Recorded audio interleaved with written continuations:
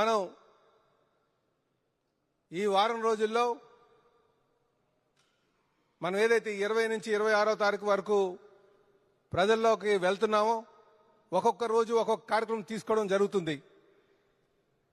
మరి మొదటి రోజులో ఏదైతే మెగా డిఎస్సి కింద 16,437 పోస్టులు మనం పెట్టామో దాన్ని ఇంటింటికి ప్రచారం చేయాల్సినటువంటి అవసరం ఉందని చెప్పి ఈ సందర్భంగా తెలియజేస్తున్నాం.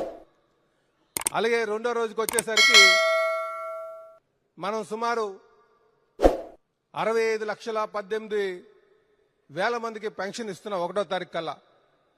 దీన్ని కూడా మనం 1,000 రూపాయలు పెంచి, ఎందుకంటే గత ప్రభుత్వం 250 రూపాయలు పెంచి ఏదో గొప్ప కార్యక్రమం చేసినట్టుగా వాళ్ళు ప్రచారం చేసుకున్నారు. కానీ మనం అధికారంకి వచ్చిన వెంటనే ఆ ఏరియర్స్తో పాటు 1,000 రూపాయలు మనం పెంచినటువంటిది సుమారు 65,18,000 మందికి ఇచ్చినటువంటి పెన్షన్ కోసం కూడా రెండో రోజు ఇంటింటికి ప్రచారం చేసి చెప్పాల్సిన అవసరం ఉందని చెప్పి ఈ సందర్భంగా తెలియజేస్తున్నాం.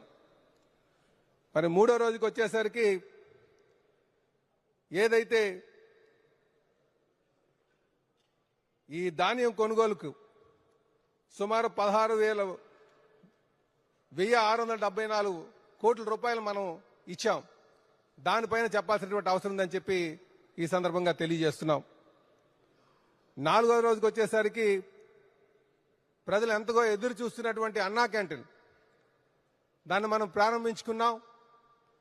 మళ్ళీ రేపటికి ఇంకో మరికొన్ని అన్నా క్యాంటీన్లు ప్రారంభించుకోబోతున్నాం. దానిపైన ప్రజలందరికీ కూడా తెలియజేయాల్సినటువంటి అవసరం ఉందని చెప్పి మరి ఈ సందర్భంగా తెలియజేస్తున్నాం. ఐదో రోజు వచ్చేసరికి ల్యాండ్ టైటిలింగ్ మీద ఏదైతే మనం గెలిచిన వెంటనే ల్యాండ్ టైటిలింగ్ యాక్ట్ను రద్దుపరుస్తామని చెప్పామో దాని మాట ప్రకారంగా అది రద్దుపరిచాం. దాన్ని కూడా ప్రజల్లోకి తీసుకెళ్లాల్సినటువంటి అవసరం ఉందని చెప్పి ఇది మనం ఐదో రోజు తీసుకోవాల్సినటువంటి కార్యక్రమం అని చెప్పి తెలియజేస్తున్నాం. ఆరో రోజుకి వచ్చేసరికి విజయవాడలో ఏదైతే మనకి వరదలు వచ్చి అనుకోని విధంగా ప్రజలు ఇబ్బందులు పడ్డారు, దాన్ని సమర్థవంతంగా ఆ విపత్తు నుంచి ప్రజలను కాపాడి వాళ్ళని మనం ముందుకెళ్ళాం. దాన్ని ఆరో రోజు ప్రజలకి వివరించాల్సినటువంటి అవసరం ఉందని చెప్పి ఈ సందర్భంగా తెలియజేస్తున్నాం. ఇవన్నీ ఎందుకు చెప్తున్నామంటే మనం ఎంత చేసినా సరే మనం చేసిన దాన్ని 10 సార్లైనా ప్రజలకు చెప్పాల్సినటువంటి అవసరం ఉంది.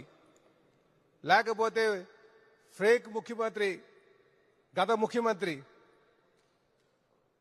గతంలో ఉన్నటువంటి జగన్మోహన్ రెడ్డి, ఆయన అధికారంలో ఉన్నప్పుడు అధికారం లేనప్పుడు కూడా ఫేక్ గా వ్యవహరిస్తూ సోషల్ మీడియాని ఆసరాగా తీసుకుని ఫేక్ ప్రచారాలు చేస్తున్నటువంటి దాన్ని తిప్పుకొట్టాల్సినటువంటి అవసరం ఉంది. కనుక ప్రచారంలో మనం డోర్ టు డోర్ వెళ్ళి చెప్పాలని చెప్పి ఈ సందర్భంగా తెలియజేస్తున్నాం.